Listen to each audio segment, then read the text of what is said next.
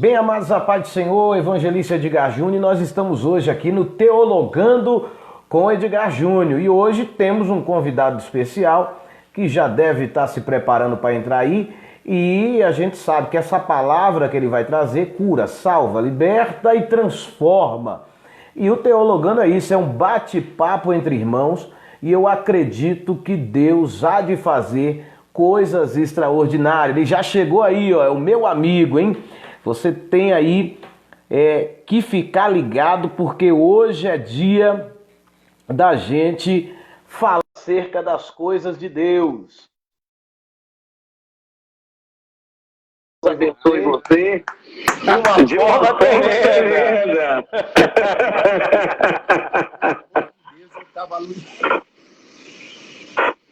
Tá me escutando, pastor Sérgio? Muito positivamente, muito bem, muito bem. Então tá bom. Tá reverberando. Reverberando. É. Mas eu estou te ouvindo bem.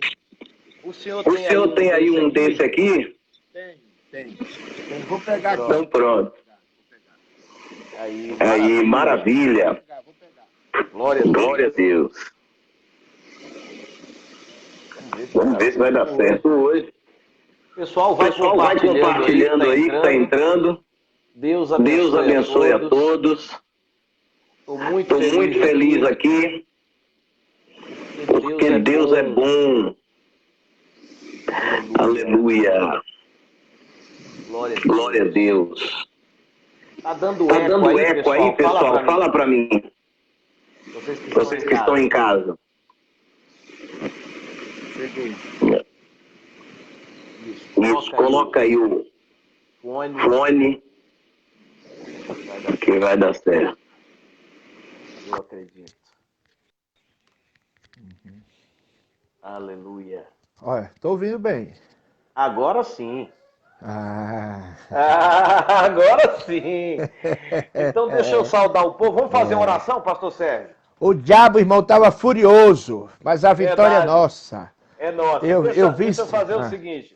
Fala. Eu vou fazer uma oração aqui, nós vamos começar já com o Espírito de Deus, já dentro deste programa, que foi uma luta para a gente começar. Meu Deus, espada! Uma guerra, desde as 18 horas nós estamos aqui. Meu Deus do céu, Mas verdade. eu acredito que vai ser de suma importância, pastor Eu Sérgio, creio. para o pessoal que está aqui conosco. O pessoal vai compartilhando. Se o senhor puder compartilhar aí também, pastor, vai ser bacana. Agora. Pede para o seu povo aí compartilhar, que vai ser coisa grande. Eu vou orar. Amém. Deus, em nome de Jesus, Pai. Sim, meu Deus. Abençoe esse programa, Pai. Repreenda todo laço, toda retaliação.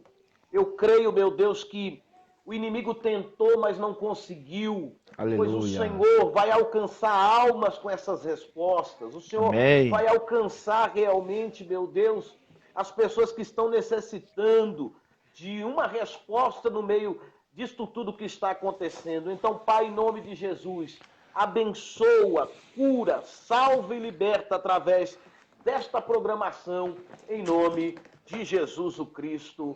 Amém e amém. Deixa eu começar aqui.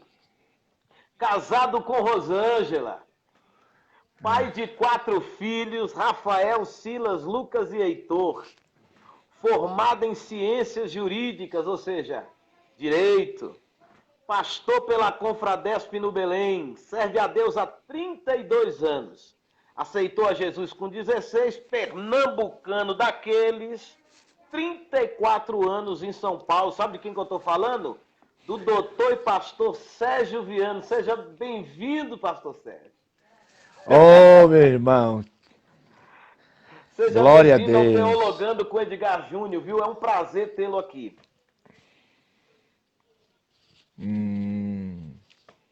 Tá me escutando? Tô ouvindo. Isso, obrigado. É que aqui a sua voz chega mais tarde, entendeu? Ah, tá sim. Ela chega nessa coisa. Então o prazer é meu estar com você nesta programa. Estou ouvindo tranquilo. Tranquilo. Entendeu? Eu estou feliz de estar com você aqui. Desculpa não ter entrado na primeira vez lá, mas eu estou aqui para guerrear com você e é uma alegria estar nesse programa que tem sido de uma edificação muito grande a todos os seus telespectadores, internauta, que tem acompanhado essa voz profética do nosso irmão, pastor Edgar Júnior. Amém, pastor Sérgio. Para mim é uma honra também tê-lo aqui. Eu vou fazer algumas perguntas, não vamos ganhar tempo com isso. Eu sei que está tendo aí um tempo para chegar a voz, mas pausadamente nós vamos falando e o senhor vai realmente me respondendo aí. Então vamos para a primeira pergunta. Pastor Sérgio Viana, doutor Sérgio Viana, pandemia, permissão ou decreto de Deus? Eu acredito que a pandemia, ela é permissão de Deus, ela é permissão. Deus permite que o bem surja, como também o mal surja. Diz no livro de Isaías. É uma permissão, é consequência da vida. Não vejo Deus mandando a pandemia. Mas como eu acredito que Deus tem um controle de tudo, há uma permissão dentro do plano eterno e Deus permite que isso aconteça a nós. Até porque a nossa fé, ela está acima da pandemia. Porque no passado outras pandemias houveram. Todavia, os que são de Deus permanecem em Deus. Glória a Deus, aleluia. E deixa eu te perguntar outra coisa. Dá para conectar este momento com algum texto escatológico ou não há nenhuma relação, o senhor acha? Pastor Edgar, eu não conjecturo.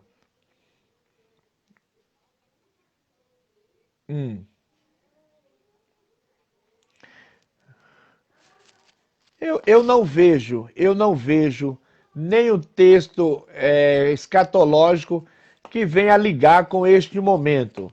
Não consigo me desbruçar e dizer aqui, confabular com o irmão, a questão textual, apocalíptica da realidade da pandemia. Não consigo enxergar. Perfeitamente. E me fala um pouquinho desse pensamento que está vindo agora, de templos fechados e igrejas abertas. Então, a voz está chegando bem mais tarde, né? Mas a gente vai controlando isso. A questão...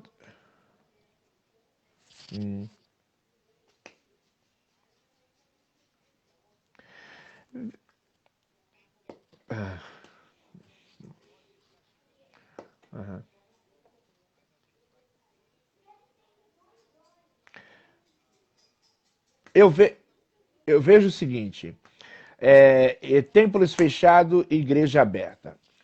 Eu vejo que um texto que Jesus disse, pastor Edgar, quando ele olhou o mundo putrificado, numa situação muito caótica nos dias dele, ele disse assim, vós sois a luz do mundo, vós sois o sal da terra.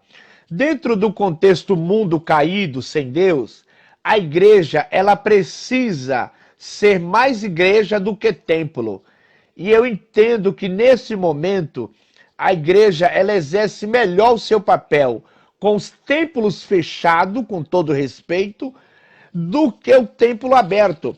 Haja vista que nós somos a igreja sal, nós somos a igreja luz. Então, aonde eu estou e sou igreja, porque ele está em mim. Então, o que se congratulou no Brasil é grandes construções civis, grandes engenhocas, grandes espaços para aglomeração de pessoas, mas sal dentro do sal? Não podemos ser sal dentro do sal. Eu entendo que esse é o melhor momento de ser igreja.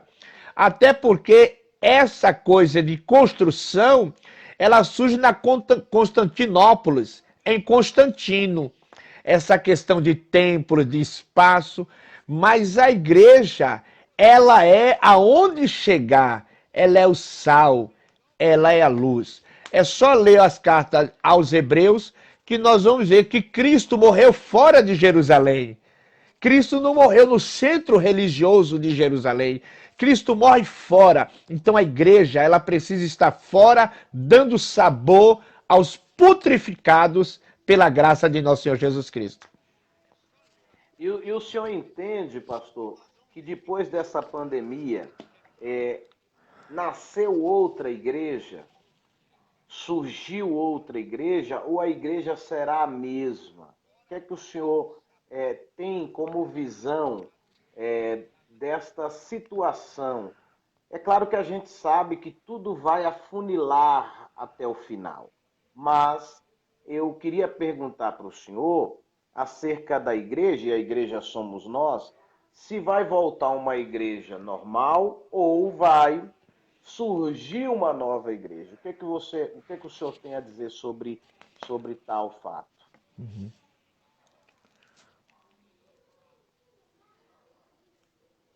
Uhum.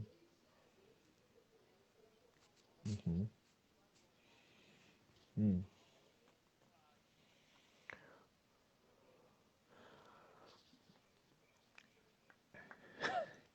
Irmão Edgar, normal depois da pandemia, nunca mais seremos. Depois da pandemia, eu faço sempre uma subsunção, uma comparação ao 11 de setembro das duas torres nos Estados Unidos da América. O americano nunca mais foi o mesmo, nunca mais a América viveu os mesmos dias. Agora veja bem, após a pandemia, nós vamos entender o seguinte: depende do que se ofereceu todo o tempo a chamada igreja nos templos. O que se deu com consolidação, ou o que se deu ao vento, ao ponto do vento levar. A Bíblia diz que o homem prudente construiu a sua casa sobre a rocha, vindo contra ela vento, rio e água. E diz o texto que a casa não caiu. Eu vejo o momento pandêmico de uma grande tempestade de vento para bater em nossas casas, na nossa construção daquilo que temos de Deus, daquilo que construímos de Deus dentro de nós. Então, para aqueles que têm uma construção de Deus, de relação, uma fé de relacionamento com Deus, ele superará isso, porque Deus está nele. Mas aqueles que viveram de conto de fada, aqueles que viveram de milagre todo dia, esses estão decepcionados. Estão decepcionados, porque eles se acharam em dado momento que a vida deles estavam blindadas. E na vida deles não aconteceria nada. Quando de repente veio sobre todos. Logo, a casa está posto a teste. E a casa que prevalecerá é a casa que está baseada em Deus. Então, logo, não há decepção. Esse voltará a congregar, esse voltará a dizimar, nem voltará a dizimar, ele está dizimando, ele está ofertando, ele está vivendo uma vida com Deus, porque é isso que ele tem. Agora, aqueles que tentou barganhar, que tentou comprar, que tentou se autoblindar, é aquela coisa, a imunidade, aquele que se acha imune, esse decepcionou e deu com os burros nas águas. Mas o que estão construindo em Deus, esse voltará cantando dentro do templo, levantando a mão, adorando e sendo aquilo que ele sempre foi, crente salvo em Jesus Cristo. Amém. Glória a Deus. Pastor Sérgio, deixa eu lhe fazer uma pergunta que é de suma importância para quem está começando agora. Qual o conselho que o senhor dá para o jovem ministro nos dias de hoje?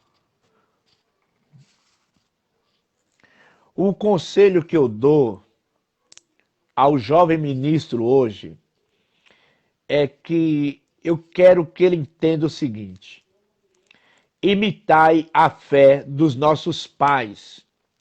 Procure conhecer os pais da igreja. E se eu posso dar um livro para ler, é Heróis da Fé. Heróis da Fé. Porque a fé não anula problema, mas a fé nos faz superar problema. Então eu, por exemplo, fui chamado muito jovem ao ministério, mas eu tive grandes referências que me deram condição de vencer. Como condição de vencer? Pelo seu testemunho, né? Eu trabalhei com o pastor Eugênio, pai do Baruch, né, em Americana, servi 11 anos ali. E eu fui separado evangelista muito novo, muito jovem. E um dia eu disse assim para o pastor Eugênio, não dá, é muito pesado ser ministro. E o pastor Eugênio disse assim, Deus não prova pernas de pau, Deus prova pernas que tem tutano, né? Então, essa fala do velho pastor, que hoje tem quase 90 anos, está vivo, né? Isso me fortaleceu. Então, eu diria aos jovens obreiros, procure imitar a fé daqueles que têm vida pia com Deus. Procure conhecer os pais da igreja. Procure ler biografias de homens de Deus, porque essas biografias nos fortalecerão no dia da adversidade. Muito forte, se o senhor me permite, eu tive uma experiência com o pastor José Ezequiel em Taubaté, né, um pioneiro, né? Verdade. 102 anos, faleceu com 102 anos e comendo tutano ainda, comendo coisa gordurosa. E um dia eu, lá com ele conversando, eu disse, pastor José Ezequiel, ele ainda é lúcido, com 97, 98 anos. Ele disse, é um prazer estar aqui, mas eu gostaria de fazer uma pergunta, ele todo com calma, né? Pode falar, meu filho. Eu falei assim, pastor José Ezequiel, me dá um conselho, eu sou novo, estou na estrada. Ele falou, está na estrada, né? Então, a estrada daqui para São Paulo é grande, mas só tem 2 lugares bons para comer. Quando ele falou isso, minha mente abriu. Então, o ministro é muito isso, é a fonte, da onde ele come, né? E é isso que o senhor está passando para o jovem ministro hoje, né? Ser submisso, olhar lá para trás. Porque o pastor Edgar, o ministério, ele apenas não se limita a pregar. O ministério de um ministro é mais do que pregar. É uma vida. É uma vida, pastor Edgar. Então, o que me preocupa não é pregar bonito a tradução do grego, do hebraico, do aramaico. Isso aí pode ser uma repetição de fala. Ministério é vida. Ministério é vida. Ministério é uma junção de coisas. Então, eu aconselharia, o irmão diz aqui, a fé em Cristo. Mas a fé em Cristo é real. Mas Paulo diz que a fé dos tais, imitai. Tais quem? Os nossos pais, os pioneiros, né? Que não queira chamar de pais da igreja, mas chame de pioneiros. Por exemplo, o senhor tem uma ideia, eu trabalhei com o pastor Jário Bartolomeu da Rocha. Viajou-se para a cidade de Assis.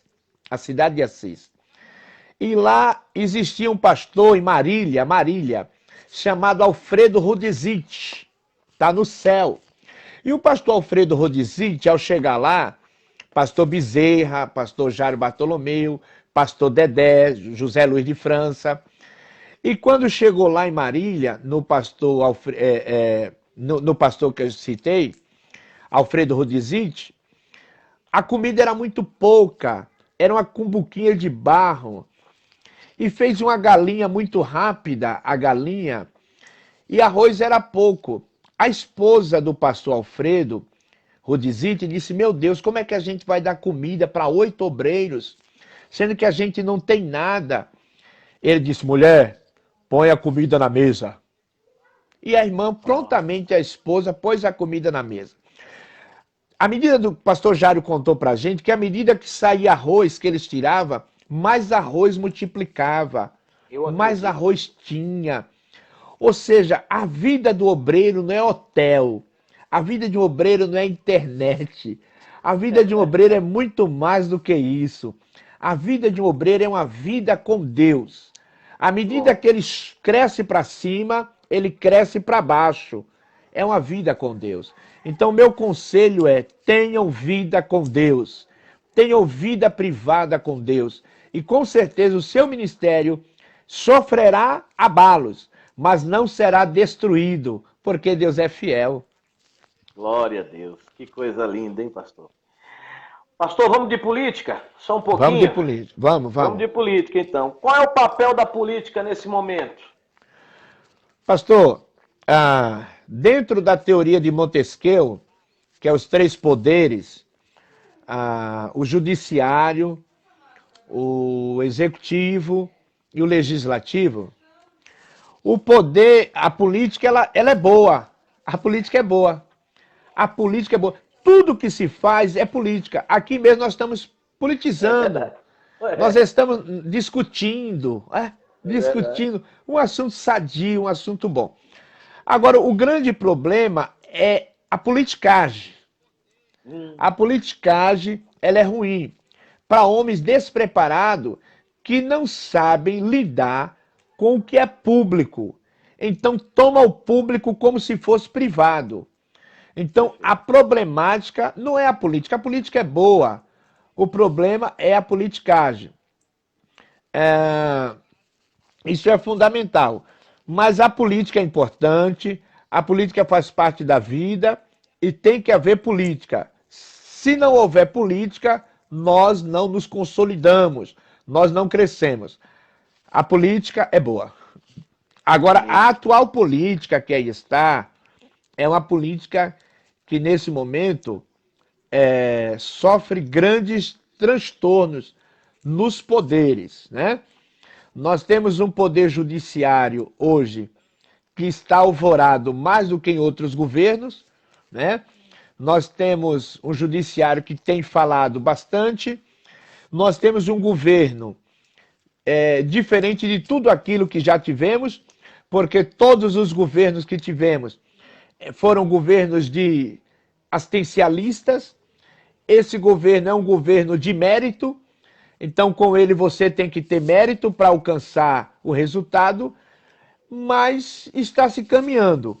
É um momento de ruídos na comunicação, os poderes estão ruindo em termos de argumentos, de barulho, mas acredito que a boa política está sendo sim implantada. É um governo que não está debruçado sobre a política, sobre a corrupção, e eu acredito que é um governo que dará certo. É um governo que precisa ouvir, é um governo que precisa ponderar o que responde, mas acredito na política brasileira que logo, logo alcançaremos uma estabilidade, os poderes se entenderão e o bem vencerá o mal. Sempre. Que coisa linda. Agora, com bastante ética, porque eu sei que o senhor tem isso, no que tange o Supremo, o que o senhor acha que eles vêm acertando e errando? Eu sei que é difícil para um advogado hoje, e a gente ainda pedindo ética, né, e numa pergunta dessa, mas o senhor pode ser muito transparente e trazer para a nossa realidade, trazer para o meu público uma resposta no que tange tudo isso que está acontecendo no Supremo. Então, com bastante sabedoria, fala para nós um pouquinho acerca disso. O que é certo, o que é errado, mas assim, com bastante ética.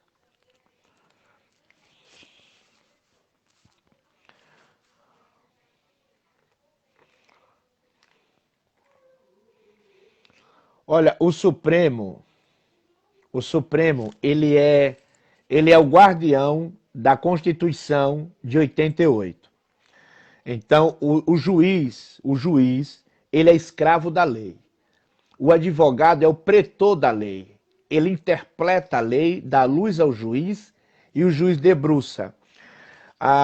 O que está acontecendo neste momento é um problema sério, por exemplo, o inquérito da fake news é um inquérito estranho. Por que é estranho? Porque o ministro Dias Toffoli pediu o inquérito, nomeou o Alexandre de Moraes para ser o sujeito que deveria encaminhar, e o próprio Supremo vai julgar. Então, a estranheza está em o juiz pede, o juiz investiga e o juiz julga? Não, não pode. Nesse momento, o juiz pede ao Ministério Público, o Ministério Público oferece e abre investigação e encaminha para o juiz. O juiz aceita ou não e segue ao julgamento. Então, o que está acontecendo na fake news, para mim, é um julgamento, uma investigação com vício. Isso aí nós chamamos isso teoria da árvore envenenada. Aonde? Se a árvore é ruim, todo fruto é ruim. Então, dentro do fake news, essa agora, para mim, é ilegal. Deveria ser extinto, não deveria ser anulada. Na minha concepção, o fake news dado pelo Supremo é extinguida, é eliminada. Agora, a questão ontem, por exemplo, que vimos dos 10 deputados e o senador tendo seu sigilo bancário quebrado, tudo isso, é também estranho. Por quê? Porque como é que o juiz do Supremo, de uma canetada só, ele autoriza a quebra de sigilo de parlamentares, deputados, que é outro poder, o poder legislador. É estranho isso. Outro problema também, os advogados dos 10 deputados e do senador não tiveram acesso ao pedido. Veja bem, a legalidade está no pedido. Por que você está pedindo? É legal o que você quer? Então, a omissão dos advogados não ter acesso ao processo é perigoso. Porque eu não estou dizendo que o juiz não pode pedir quebra de sigilo. Ele pode, mas desde que ele fundamente. O pedido é legal. Todo pedido judiciário deve ser legal. Não é pedir por pedir. Então, percebe-se aí a fala do ministro Celso de Mello, que disse, comparando a nazismo, o governo Bolsonaro, ele não pode fazer isso. O juiz tem que ser no máximo neutro. O juiz não pode dialogar. E todo diálogo do juiz é no processo. Juiz não pode sair dando entrevista, juiz não pode sair dizendo o que acha. Todo manifesto de um juiz deve ser no processo. Fora do processo, se ele manifestar alguma coisa referente ao que está procedendo, ele é suspeito. E eu diria que nesse momento, o ministro Celso de Mello e o ministro Alexandre de Moraes deveriam ser impedidos porque já expressaram grande desafeição ao governo que aí está. Perfeito. Pegando esse gancho acerca de juiz, eu gostaria que o senhor falasse um pouquinho só, bem rápido, acerca de sua preferência da toga Sérgio Moro. Juiz ou ministro? Deixar.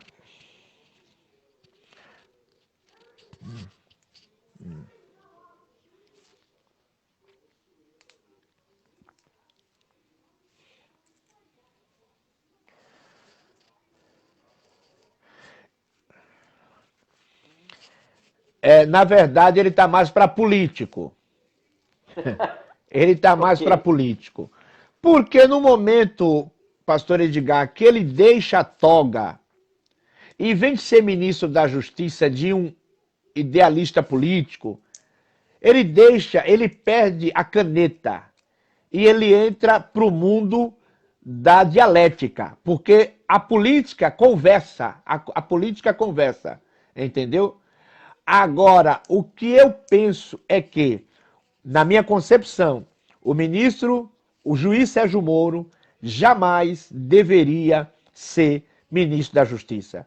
Deixar 22 anos de magistratura para vir caminhar para a política. E eu acho que ele veio, eu penso que ele veio para o mundo da política com a cabeça de juiz. Porque fica muito difícil você dialogar dentro de um sistema político, de dialética no mundo das ideias, fica difícil você com cabeça de juiz querer interagir com seus interlocutores políticos. Então, não acredito nem no ministro e nem no juiz. Ele tem uma história brasileira da Lava Jato, só que eu acho que ele se arranha quando ele larga a toga e vem para a banda de cá, entendeu? Eu acho que ele seria mais útil dentro de um sistema judicial para judicar, não na política. Ele, eu acho que tem pretensões políticas e logo, logo veremos. Mas eu não prefiro o ministro. Eu valorizei mais, pensei o juiz. Quando ele aceitou ser, eu fui contra, eu disse que não, que ele estava dando um tiro no pé e acertei. Ele deu um tiro no pé. Ele é político, não é juiz e nem ministro. Perfeito. Vamos de pinga-fogo, vamos de ping-pong nesse Teologando com Edgar Júnior.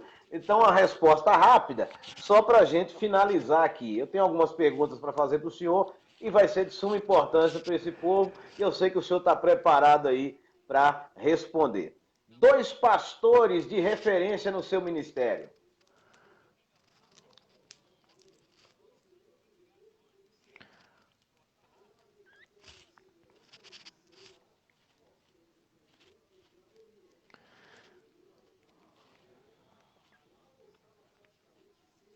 Direi. 3. Clemente Alves Teodoro, Jário Bartolomeu da Rocha e Eugênio Virgínio da Silva. 2 mensagens que impactaram sua vida.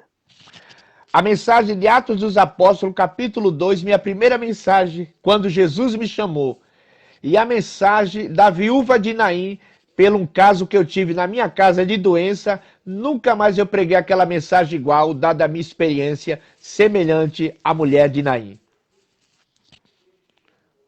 Pastor Sérgio Viana, igreja de hoje ou a de antigamente? Eu...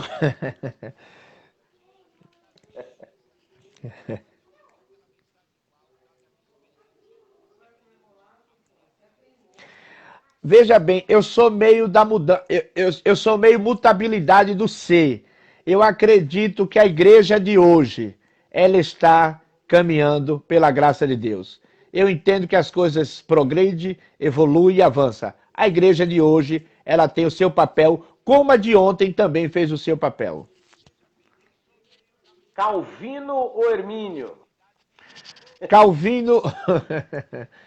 Eu fico entre os dois. Eu não tenho paixão nem por Calvino e nem tenho paixão pelo Armínio. Acredito que a igreja deve cumprir o seu dever. Ide pregai e ensinai, batizando no nome do Pai, do Filho e do Espírito Santo. A igreja deve pregar e não se limitar à visão de Armínio ou visão de Calvino. Teologia europeia ou americana? A teologia americana. Pedro ou Paulo? Eu sou Paulo. Paulo foi um grande difusor da visão do cristianismo. Paulo foi um grande semeador de tudo que aí está. Devemos muito a Paulo e Deus na vida de Paulo. Vamos de política. Direita ou esquerda? Centro. Eu sou de centro. Eu não sou nem de esquerda, nem de direita. Eu acho que ambos têm seus exageros, mas a gente tem muito que aprender, tanto com a direita como com a esquerda. Eu acho que fazer uma fusão e devemos servir melhor ao cidadão, não a ideologia de esquerda ou direita, mas eu sou de centro. Democracia ou comunismo? Deus me livre, a democracia. A democracia, ela é cara. Isso aí que a gente está passando, pastor Edgar, tudo isso é reflexo da democracia. Democracia não é barata, mas com tudo que estamos sofrendo, eu ainda sou favorável à democracia, aos contrapesos dos poderes. eu sou da democracia. Bolsonaro ou Fernando Henrique Cardoso? Olha, Bolsonaro... O senhor tem a opção de pular. Não. O pastor Edgar, rapidamente, eu não sou apaixonado por nomes, eu não gosto de rótulo e nem gosto de taxa. Eu prefiro analisar a gestão pública de cada servidor público. Então, nesse momento, é Bolsonaro. E eu torço para que o governo dele dê certo e ele atenda ao público brasileiro, a todo cidadão. Dória ou Haddad? Meu Deus do céu, nenhum dos dois. Trump ou Obama? Obama, eu sou pelo Obama. Obama. Vamos de comida nordestina. Doce ou salgado? Salgado. Salgado. Macaxeira ou batata doce? Batata doce. Eita. Umbu ou cajá? Eita, cajá. Eu sou fã de cajá. Tapioca ou acarajé? Acarajé, meu Deus do céu. Doce de coco ou doce de fígado? Doce de coco. Doce de coco ou doce de figo, né? Vamos finalizar aqui então. Pandemia é? Não entendi. Pandemia é?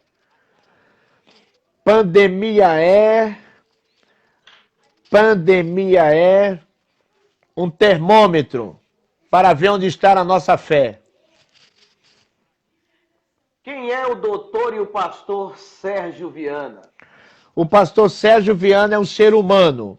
É um ser humano que busca compreender todos e alcançar a alma de todos. O doutor Sérgio já é um homem técnico, escravo da lei, que busca alcançar os ditames da lei, do que está escrito na norma. Mas o pastor Sérgio Viana, ele vai além. Ele vai à alma, ele vai àquele ser humano que Deus criou na sua originalidade. O Sérgio Viana trabalha com o arcabouço da lei. Então, logo, a lei tem limite, mas o pastor, ao ganhar alguém, buscar uma vida, é ilimitado. Que coisa linda. Eu quero agradecer ao pastor Sérgio Viana, um amigo, um companheiro, né? Eu quero agradecer ao doutor Sérgio Viana, também, com essa sabedoria toda, e a vocês que estavam aqui e estão aqui até agora, neste programa Teologando com Edgar Júnior. Pastor Sérgio, suas considerações finais.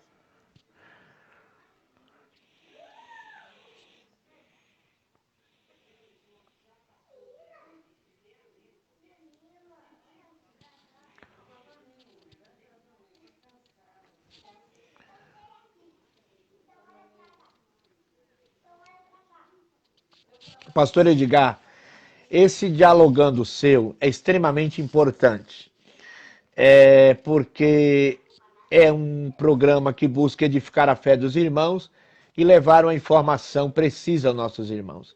Quero dizer ao irmão, prossiga com ele, porque precisamos de homem onde se reinvente, homens que não se escondam no momento pandêmico, mas que diga para que veio. E o Senhor tem sido voz profética, dito a palavra de Deus. Parabéns por esse programa tão rico que a mim me enobrece estar com você.